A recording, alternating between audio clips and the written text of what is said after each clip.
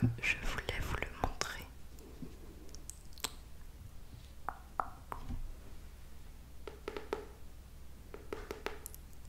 La vie après la vie.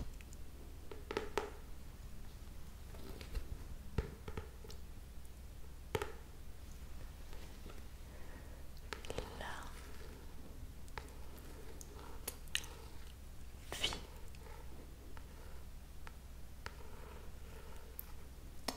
après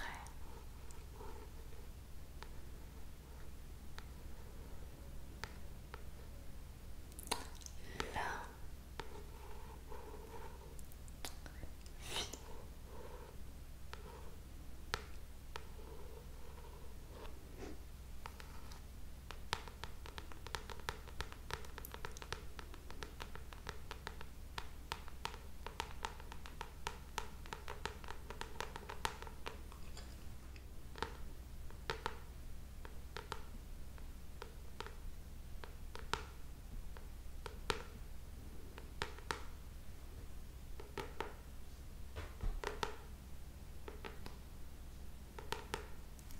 Alors, les énigmes de l'univers. Docteur Raymond Moody. Je vais tout d'abord vous lire le résumé. Des hommes et des femmes, après avoir été considérés comme cliniquement morts, ou après avoir approché la mort de très près à la suite d'accidents graves, ont pu être ramenés à la vie grâce aux procédés modernes de réanimation. Nombreux sont ceux d'entre eux qui rapportent de cette aventure d'étranges souvenirs, et l'on demeure frappé par les similitudes qui se font jour dans le détail de leurs récits. Le docteur Raymond Moody, docteur en philosophie et médecin aux États-Unis, a pu réunir plus d'une centaine de témoignages de ce genre. Il est à présent convaincu que ce phénomène, encore inexpliqué, revêt une importance extrême du point de vue médical, aussi bien que philosophique ou religieux. Sommes-nous en présence d'une première preuve de la survie de la conscience après la mort du corps?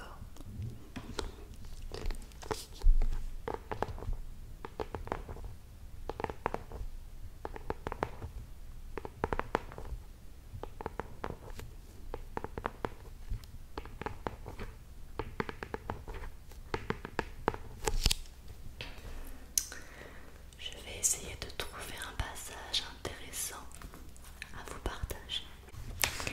J'ai remarqué que les expériences avaient une police d'écriture différente, donc je vais vous lire certains petits passages d'expérience. Pendant que j'étais sortie de mon corps, j'étais littéralement stupéfait de ce qui m'arrivait. Je n'y comprenais rien, mais c'était réel. Je voyais mon corps si distinctement et de si loin. Je n'étais pas du tout dans l'état d'esprit de quelqu'un qui s'attend à voir arriver des choses extraordinaires ou qui ferait travailler son imagination. Je ne me fabriquais pas des idées, ce n'était pas du tout mon état d'esprit à cet instant-là. Cela n'avait rien d'une hallucination. Il m'est arrivé d'avoir des hallucinations. Un jour, on m'avait administré de la codéine à l'hôpital, mais cela avait eu lieu longtemps avant l'accident qui m'a pratiquement tué. Et ce que je vous décris maintenant n'avait rien à voir avec ces hallucinations. Absolument rien.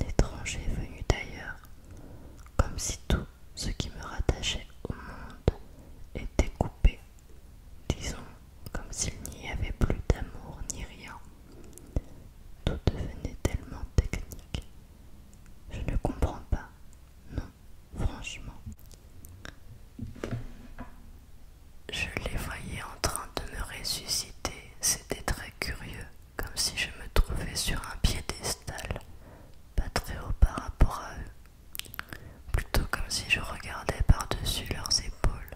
J'essayais de leur parler, mais personne ne m'entendait. Personne ne songeait à m'écouter. Mais laissez-moi tranquille. Tout ce que je demande, c'est qu'on me laisse tranquille. Cessez de me taper dessus, mais ils ne m'entendaient pas. Alors j'ai voulu leur attraper les mains pour les empêcher de me triturer, mais en vain. Je ne pouvais rien faire, c'était comme si, à vrai dire, je ne sais pas ce qui se passait, mais je n'arrivais pas à saisir leurs mains. J'avais pourtant l'impression de les atteindre et je faisais des efforts pour les éloigner de moi. Mais même quand je croyais les avoir repoussés, ses mains étaient toujours là. Je ne sais pas si les miennes leur passaient au travers ou les contournaient ou quoi. Je ne sentais pas le contact de ses mains que j'essayais d'empoigner.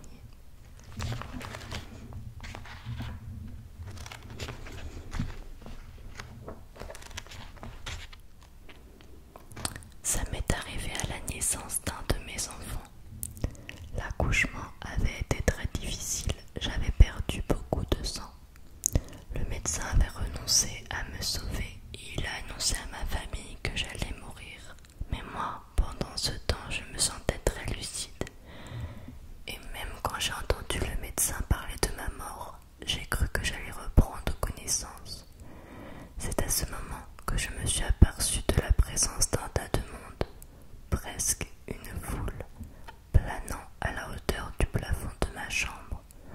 Tous des gens que j'avais connus autrefois et qui étaient passés dans l'autre monde.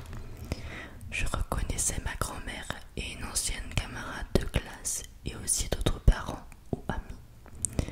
Je voyais surtout leur visage et je les sentais là. Ils avaient tous l'air contents. C'était une circonstance heureuse et je savais qu'ils étaient venus pour me protéger ou pour me guider. C'était comme si je revenais chez moi et que l'on soit venu m'accueillir sur le seuil pour me souhaiter la bienvenue. Tout me paraissait beau et léger. Ce fut une minute magnifique, toute de splendeur. Il y a à peu près d'1 an, j'ai été admise à l'hôpital à la suite de troubles cardiaques. Le lendemain matin, étendue dans mon lit, je commençais à ressentir une très forte douleur dans la poitrine. J'appuyais sur une sonnette près de mon lit pour appeler les infirmières. Elles accoururent et s'empressèrent autour de moi, me sentant très mal à l'aise couchée sur le dos. Je voulus me tourner sur le côté, mais ce faisant, je perdis mon souffle et mon cœur s'arrêta. J'entendis les infirmières donner l'alerte dans le langage codé de l'hôpital et en même temps je me sentais sortir de mon corps et glisser vers le bas entre le matelas et la barre de côté du lit. Très exactement, il me semblait que je passais au travers de cette barre jusqu'au sol. Puis je m'élevai doucement en l'air et pendant que je montais, je vis d'autres infirmières pénétrer dans la chambre en courant. Il y en avait une douzaine. Par hasard, mon médecin se trouvait dans l'hôpital en train de faire sa ronde. Elles l'appelèrent et je le vis entrer lui aussi. J'ai pensé, tiens, qu'est-ce qu'il peut bien faire ici? Je continuai à m'élever jusqu'au-dessus du plafonnier que je pus voir de côté et très distinctement, et m'arrêtai, flottant juste au-dessus du plafond, le regard tourné vers le bas. J'avais l'impression d'être un morceau de papier sur lequel on aurait soufflé pour le faire voler en l'air. De là-haut, j'ai assisté à tout le travail de réanimation. Mon corps gisait là, en bas, étendu sur le lit, bien en vue, et on l'entourait. J'entendis une infirmière s'écrier « Ah mon Dieu, elle a passé !» tandis qu'une autre se couchait pour le bouche à bouche. J'apercevais le dos de sa tête pendant qu'elle s'y adonnait. Je n'oublierai jamais la forme de sa coiffure. Elle avait les cheveux coupés courts sur la nuque tout de suite. Après, j'observais cet appareil qu'on roulait dans la chambre. On fixait des électrodes sur ma poitrine. Aussitôt, je vis mon corps tout entier bondir au-dessus du lit et j'en entendis craquer tous les os. C'était horrible. Et pendant que je les regardais frapper ma poitrine et frictionner mes bras et mes jambes,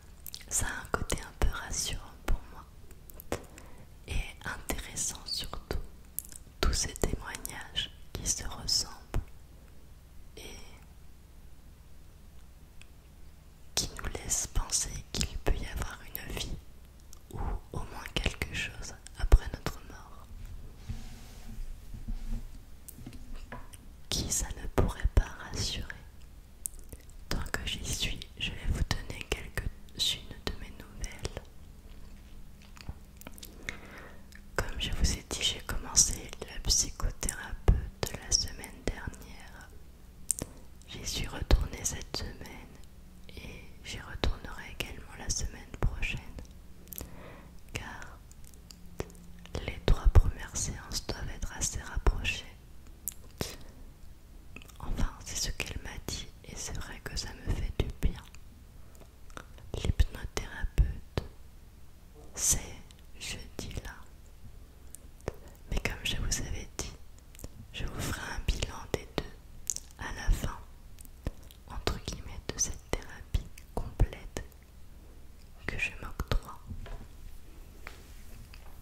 Pour vous dire si vraiment ça a fonctionné, si vraiment je me sens mieux et si je ne fais plus de crise surtout. J'essaye d'y croire même si c'est un budget et que ça me coûte assez cher. Je me dis au moins je me serais donné les moyens. Je n'aurais pas le regret de me dire que je n'ai pas essayé. J'aurais essayé et si ça ne marche pas, alors il faudra laisser le temps faire les choses. Mais j'ai espoir, j'ai vraiment espoir. Je ne peux pas vous dire que je vais mieux, ce serait faux. Pour le moment, j'ai juste fait 2 séances de psychothérapie et ça m'a fait extrêmement de bien. Mais je fais toujours mes crises. Donc, pour l'instant, le problème n'est pas réglé. Mais ça se serait si ce serait si facile. Et si, comme par magie, au bout de tes séances, tout irait mieux. Mais, comme je vous dis, je garde espoir puisque l'espoir fait vivre. Sinon, je viens de réserver mes vacances pour ma semaine de vacances d'octobre. Nous allons aller à Sarlat. On a pris un petit logement sur Airbnb avec jacuzzi privatif. Comme ça, quand on aura beaucoup marché, qu'on se sera beaucoup promené la journée, le soir, on aura les bienfaits du jacuzzi. Alors nous restons du lundi au jeudi. C'est pas énorme, mais ça va nous dépayser un peu. Et nous qui partons souvent à l'étranger ou autre, ça va nous faire du bien de partir pas trop loin. Moi, je ne peux qu'être heureuse puisque j'adore mon pays et tout ce qu'il y a à visiter. Et j'avais très envie d'emmener mon copain à Sarlat car moi, j'y suis déjà allée et j'ai beaucoup aimé. Nous allons refaire le gouffre du Badirac et on ira certainement également faire un tour à Rocamadour. Il y a un musée que j'aime bien également à Sarlat.